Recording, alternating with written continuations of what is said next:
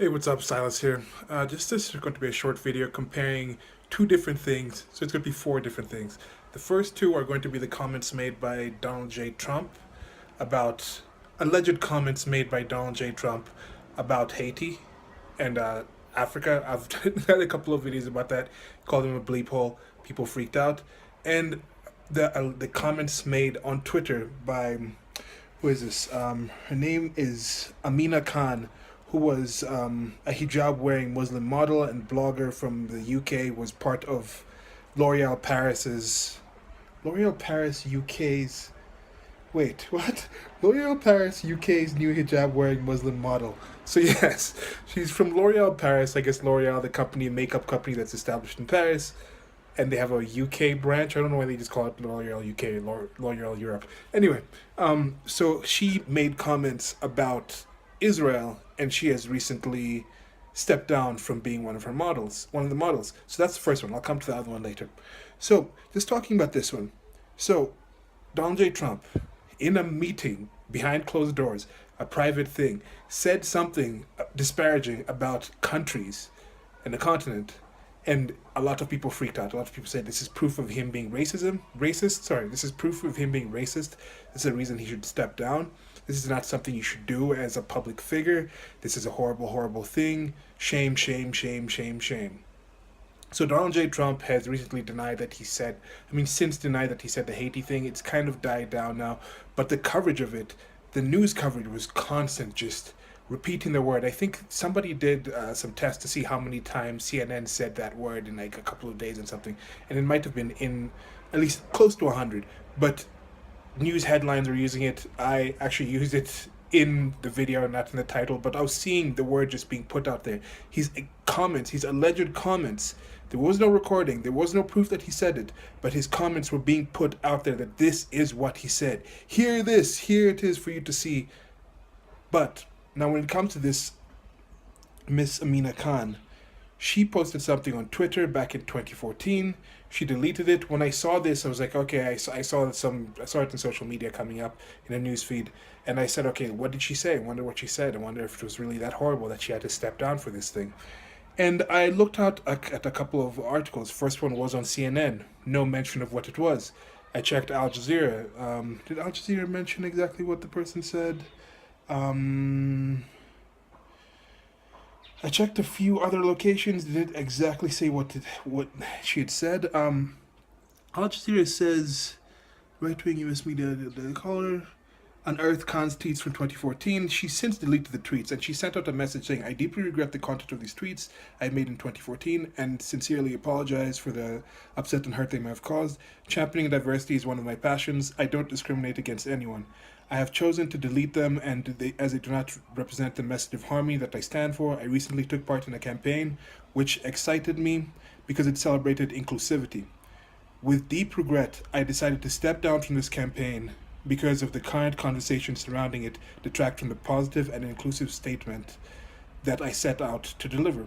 So she has since deleted it, and that's well and good. I finally found the actual tweets that she said, and these were tweets that I found from Breitbart.com, which is, this is what I'm saying. This is what I'm saying. The different things happen for the same reasons. Okay, not only is the reaction, I know it's public sector, the President of the United States of America allegedly said something, people should step down for that. This is private sector. L'Oreal is about an image. It's a private sector company. They normally react a lot sooner to certain things. If there's an image question, they easily just go, because there's other options. Someone can just be like, I'm going to stop using L'Oreal, I'm going to jump to something else. People can easily do that. With the government, it's kind of hard. You can't be like, I'm going to say, you're not my president, still your president. I don't care if you like him or not. And also with Donald J. Trump, what if he said that about those countries? People on the left have said that about the countries. People on the right have said that about the countries. People in those countries themselves actually do consider those countries bleep holes in a lot of ways. That's a lot of the reason why they're leaving those countries. So there's some accuracy in that. But this is what Miss Khan said. So there's going to be links to this, of course. I wanted to find the actual quote that she said. And this is another thing. There's this excellent service called Tweet Save that can save tweets. So I'm also thinking right now to my life, should I go back to regular employment, like more straight up employment, or just keep doing freelancing and do things what I'm doing here? Because like the things you tweet, the things you put out there, yeah, they can cost you jobs, they can cost you financially. And this is the kind of life that we live. Whether you like it or not, this is a kind of reality that you have to deal with. Anyway, this is one of the posts that she said in July 26th of 2014. This was at Jon Snow C4. Your Children of Gaza piece was incredibly moving. Israel is a sinister state, and ones who suffer the most are innocent children. Okay?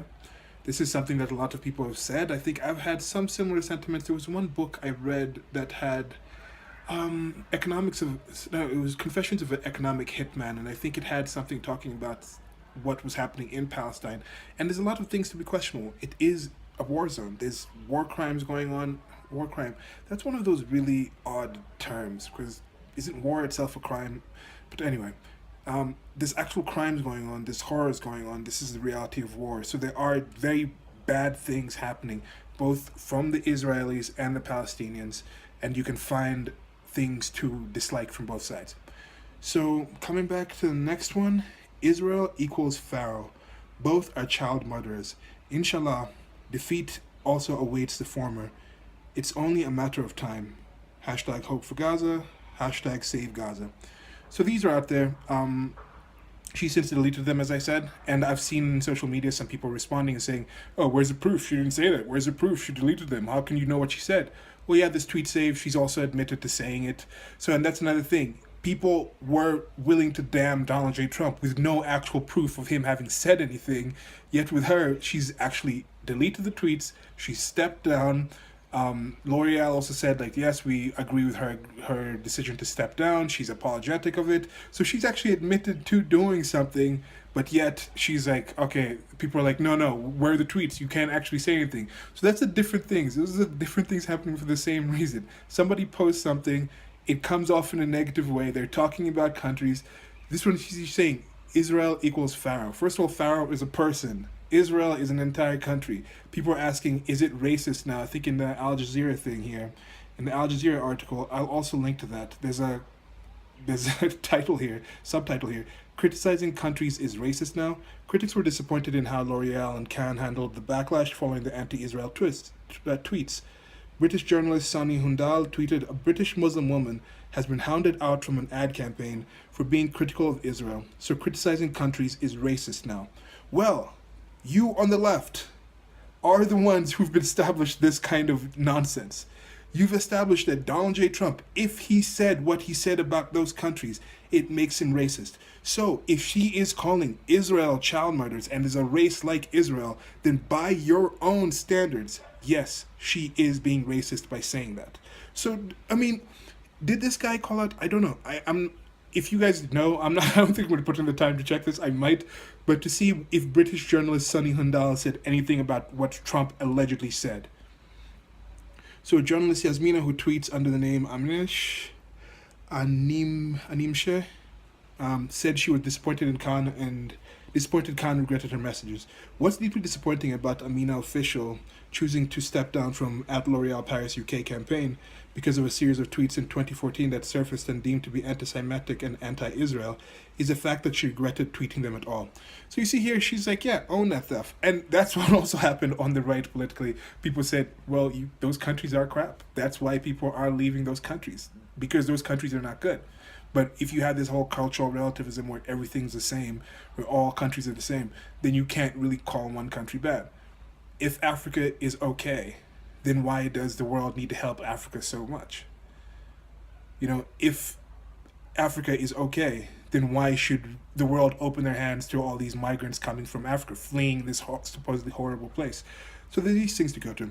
You guys check it out, and let me know what you guys think about the reaction to these two things. Do you think they're similar? Do you think they're in the same ballpark? I've got a couple more videos coming up, but I'm going to finish up with the other thing that I was talking about here. This is just a smaller one, might expand later. But I was thinking about this DACA thing, the Dreamers that are in the United States of America. And it's about 3.4 million people, which is about 1% of the population. And people, how they talk about how the dreamers in the United States of America, these are the people who I think were brought in as children of illegal immigrants. Let's say their parents snuck in the country illegally, overstayed their visas, etc., and then they had the kids there. They brought the kids there because if you're born in the United States of America, you are automatically a citizen. One of the few countries where that's done. So this is kids who are brought in. Maybe they're 5, 6, or whatever, and have been in the countries for several years. So this happens. They get in there, and now there's this program to kind of get them naturalized as United States citizens. But sometimes people are talking about how, oh, these dreamers are such a great boost to our economy. Why shouldn't we keep them in there? But at the same time, some of these very same people will look at the 1% of the population. And now if you're talking about the 1% of the population, the richest 1%, that's also about 3 million people. That's about I think America's population is about 3.2. That's about 3.2 million people.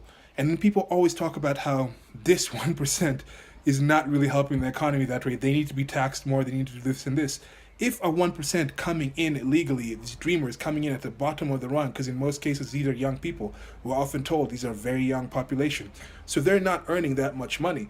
They're probably making on average, even if they have full employment for the dreamers, they're probably making on average about $50,000 a year. How much is that contributing to the economy? Now, how much is the 1% of the top contributing to the economy if them working, if them paying taxes, if them doing that thing actually contributes?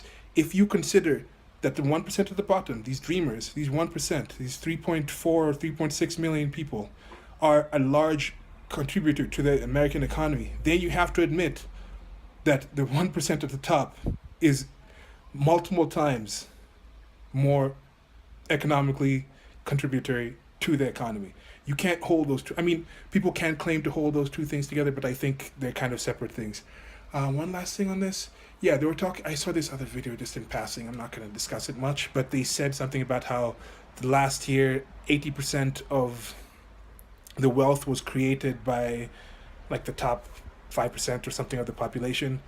And they were talking about how that's a bad thing, but I'm like, that's a practical thing, because even if the bottom half isn't doing as much, it means working the same amount of hours, the top 5% will have the disposable income to create businesses, to create new business ventures, to invest in things. So when you're actually creating wealth, that's what creation of wealth is. It's actually creating something new that wasn't there versus just taking a job that was there.